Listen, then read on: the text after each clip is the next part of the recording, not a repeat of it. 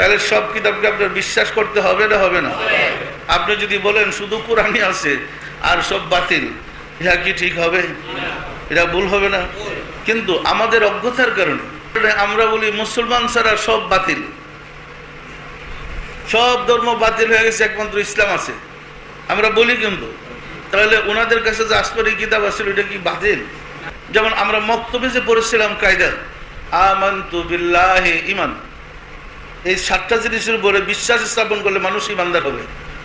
আমানতু বিল্লাহি, আমি বিশ্বাস করলাম আল্লাহর উপরে, ওয়া মালাইকাতিহি, আল্লাহর ফেরেশতাদের উপরে, ওয়া কুতুবিহি, আসমান থেকে যত কিতাব নাযিল হয়েছে, অর্থাৎ আল্লাহর কাছ থেকে যত আসমানি কিতাব এসেছে সমস্ত কিতাবের উপরে বিশ্বাস করলাম, ওয়া রাসূলিহি, পৃথিবীতে যত রাসূল প্রেরিত হয়েছে আল্লাহর পক্ষ থেকে সবার উপরে ঈমান আনলাম। আনলেন না আনলেন না?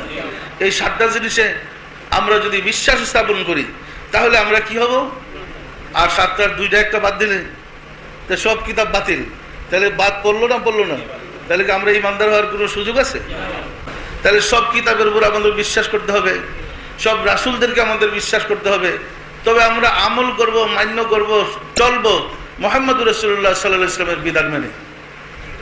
সকল নবী রাসূলদেরকে আমরা বিশ্বাস করি, শ্রদ্ধা করি, কিন্তু আমল করব হযরত মুহাম্মদুর রাসূলুল্লাহ সাল্লাল্লাহু আলাইহি ওয়াসাল্লামের ধর্মীয় বিধানের উপরে।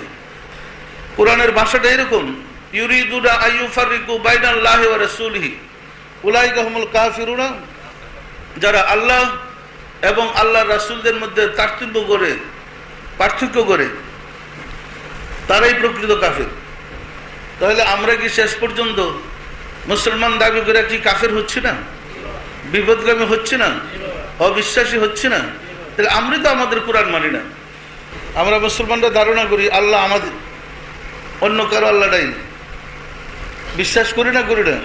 অথচ আল্লাহ বলে আলহামদুলিল্লাহি রাব্বিল আলামিন, সমস্ত প্রশংসা সেই প্রভুর যিনি প্রতিপালক সমগ্র সৃষ্টি জগতের। তাহলে আল্লাহ সমস্ত সৃষ্টি জগতের প্রভু। আমাদের আকীদা, আমাদের ধারণা যদি সঠিক হয় যে আল্লাহ আমাদের, তাহলে আয়াতটা নাযিল হইতো আলহামদুলিল্লাহি রাব্বিল মুসলিমিন, আল্লাহ মুসলমানদের প্রভু। কি কেউ আল্লাহ কি মুসলমানদের প্রভু? রাব্বুল আলামিন না রাব্বুল মুসলিমিন? তাহলে আমাদের কোরআন বিরোধী আমাদের আকীদা। ওয়া মা আরসালনাকা ইল্লা রাহমাতাল লিল আলামিন, আমাদের রাসূলের সাথে আল্লাহর ঘোষণা হয়েছে পবিত্র কোরআনে, হে রাসূল সমগ্র সৃষ্টি জগতের জন্য আপনাকে রহমত রূপে আমি প্রেরণ করেছি। আর আমাদের মুসলমানদের ধারণা ওয়া মা আরসালনাকা ইল্লা রাহমাতাল লিল মুসলিমিন, রাহমাতাল লিল মুসলিমিন না আলামিন? তাহলে আল্লাহ সবার জন্য, রাসূলও সবার জন্য, আল্লাহ সমগ্র সৃষ্টির জন্য। পরিষ্কার না? পরিষ্কার না? সুতরাং এখানে হিংসা করা, বিদ্বেষ করা, ওই নামাজে সালাম দিয়া করবেন আসসালামু আলাইকুম মানিত্তাবাল হুদা, দেখেন কি শিখাইছে মক্তবে আমাকে, আসসালামু আলাইকুম মানিত্তাবাল হুদা, যে হেদায়েতপ্রাপ্ত তার উপর আমি সালাম দিলাম। কি মক্তবে শিখাইছে না শিখাই না? এগুলা হিংসা ছাড়া কিছু না। এই কথা তো আল্লাহ শিখাই না, কিন্তু আমরা বানিয়ে নিছি। কারণ যারা মুসলমানদের ধর্ম প্রচারক এরা হলো নির্বুধ, নির্বুধের হাতে ধর্ম ছেড়ে দিয়ে আমরা গেছি করে বিপদগামী হয়ে। খ্রিস্টানদের যখন ধর্মযাজক, যিনি সবার উপরে একজন ছিলেন, পোপ জন পল, উনি ইন্তেকাল করার পরে দীর্ঘদিন এই সিটটা খালি, নির্বাচিত করে তারপরে ওই জায়গায় আরেকজনকে বসেছে। তিনি হলো সারা পৃথিবীর খ্রিস্টানদের সর্বশ্রেষ্ঠ ধর্মীয় নেতা। সত্য না মিথ্যা বলেন?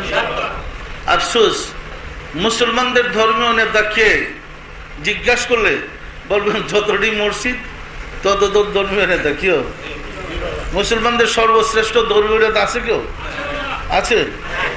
মুসলমানদের সর্বশ্রেষ্ঠ ধর্মীয় নেতা যতটা মসজিদ আছে, যতটা ইমাম আছে, সবাই এই ইমামের ফতোয়া হে ইমামের বিরুদ্ধে, ওই ইমামের ফতোয়া এই ইমামের বিরুদ্ধে। এতে বোঝা যায় সবচেয়ে বেশি বিপদগামী মুসলমান একজন কোনো মধ্যে কোরআন শরীফ পড়তে জানে, কারি সাহেব একটু সহি করে কোরআনটা পড়ে, সেও একজন ইমাম। একজন কোরআন হেফজও করছে, সেও ইমাম। একজন দাখিল পর্যন্ত পড়ছে, সেও একজন ইমাম।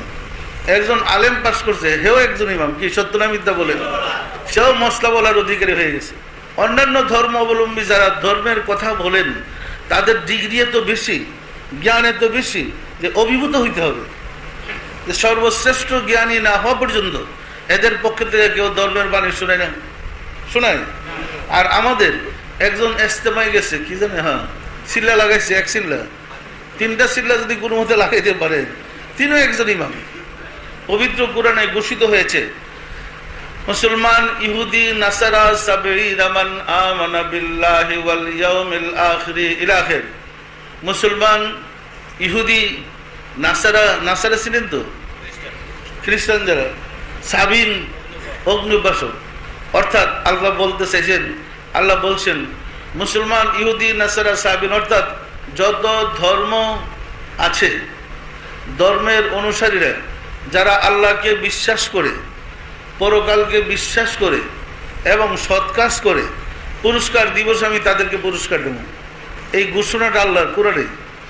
আমরা বলি মুসলমান ছাড়া আর কেউ পুরস্কৃত হবে না। তাহলে মুসলমান ছাড়া যত সম্প্রদায় আছে, যত সম্প্রদায়ের কাছে নবী রাসূল প্রেরিত হয়েছে, সেই সম্প্রদায়ের উম্মতরা কি মুক্তি পাবে না পাবে না? তাহলে আমাদের ধারণাটা সঠিক না বেঠিক? যতটুকু ইবাদত বندگی করি, হিংসার কারণে একসে আমরা দূরে আরো পিছিয়ে যাই। আর আমাদের প্রতিজ্ঞা হোক আজকের দিনে, আমরা পুরো ধর্মের লোকরে বদনাম করবো না, কারো গীবত করবো না, কারো অপপ্রচার আমরা করবো না, কি? সুতরাং সকল ধর্মের মূলে আল্লাহ, সকল ধর্মের মূল তালাশ করে দেখেন যে মূল গিয়া একরকমই পাওয়া যায়।